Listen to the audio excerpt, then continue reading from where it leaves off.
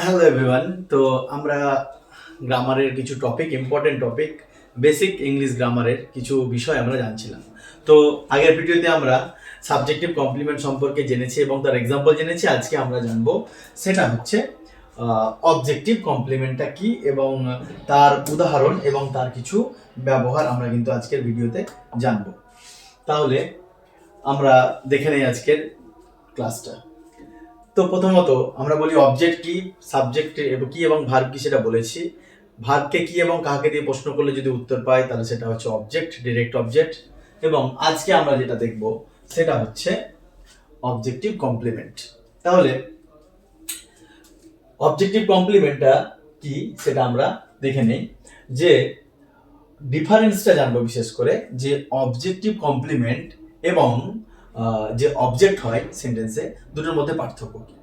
আগে জেনেছি আমরা সাবজেক্টিভ কমপ্লিমেন্ট এবং অবজেক্টের মধ্যে পার্থক্য। আজকে জানবো অবজেক্টিভ কমপ্লিমেন্ট এবং অবজেক্টের মধ্যে পার্থক্য। তাহলে বলছে অবজেক্ট এবং তারপরে থাকা ওয়ার্ড, অবজেক্ট এবং তারপরে যে ওয়ার্ড থাকবে সেই ওয়ার্ডটা যদি একই কোনো ব্যক্তি বা বস্তুকে বোঝায়, তাহলে দ্বিতীয়টি হচ্ছে অবজেক্ট এলিমেন্ট। আর আলাদা কোনো ব্যক্তি বা বস্তুকে বোঝালে দ্বিতীয়টি হচ্ছে অবজেক্ট। তাহলে কি করে সেটা উদাহরণ যদি আমরা দেখি তাহলে ক্লিয়ার হয়ে যাবে। এই যে এখানে একটা এক্সাম্পল লিখেছি যে উই মেড হিম ক্যাপ্টেন, এটা লিখেছি। তাহলে আমরা জানি এখানে উইটা হচ্ছে সাবজেক্ট, মেডটা হচ্ছে ভার্ব। আমরা জানি হিম কাকে, তাহাকে, তাহলে হিমটা হচ্ছে এখানে অবজেক্ট, ঠিক আছে। এবং তারপরে যেটা পড়ে রয়েছে ক্যাপ্টেন, মেড হিম ক্যাপ্টেন। তাহলে এই যে ক্যাপ্টেন, ক্যাপ্টেন কথাটা দেখতে পাচ্ছি এখানে হিম এবং ক্যাপ্টেন। তাহলে হিম যে ব্যক্তি তিনি হচ্ছেন কিন্তু ক্যাপ্টেন, অর্থাৎ এখানে একই ব্যক্তিকে বোঝাচ্ছে। এই যে অবজেক্ট হিম, এই অবজেক্টের পরে যে ওয়ার্ডটা বসেছে ক্যাপ্টেন, এটা কিন্তু একই ব্যক্তি। আমরা তাকে ক্যাপ্টেন বানিয়েছিলাম, তাহলে হিম যাকে বানিয়েছিলাম সেই হচ্ছে ক্যাপ্টেন, তাহলে একই ব্যক্তি বোঝাচ্ছে।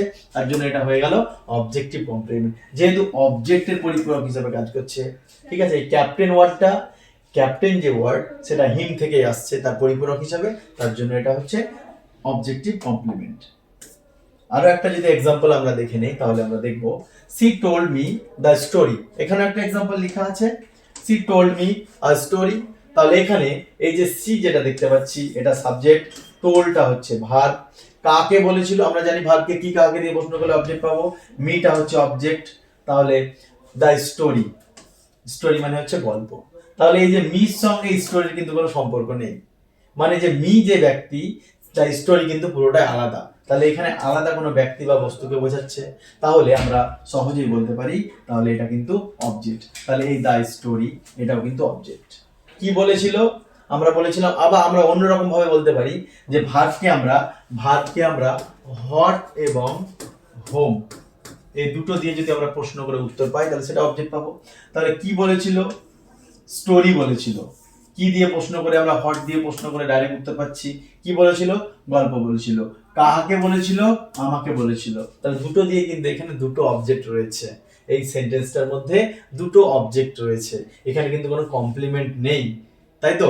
মানে এই যে মি এবং দ্য স্টোরি দুটো আলাদা, এখানে কোনো কমপ্লিমেন্ট নেই, দুটো আলাদা ব্যক্তি বস্তু।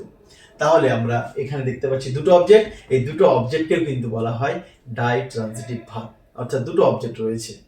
তাহলে আমরা ডাই ট্রানজিটিভ ভার্ব সম্পর্কে কিন্তু পরবর্তী ভিডিওতেও, পরবর্তী গ্রামারে আমরা শিখবো। তাহলে আমরা জানলাম যে অবজেক্ট এবং অবজেক্টিভ কমপ্লিমেন্ট দুটোর মধ্যে পার্থক্য কি। আজকের মতো এটুকুই, থ্যাংক ইউ।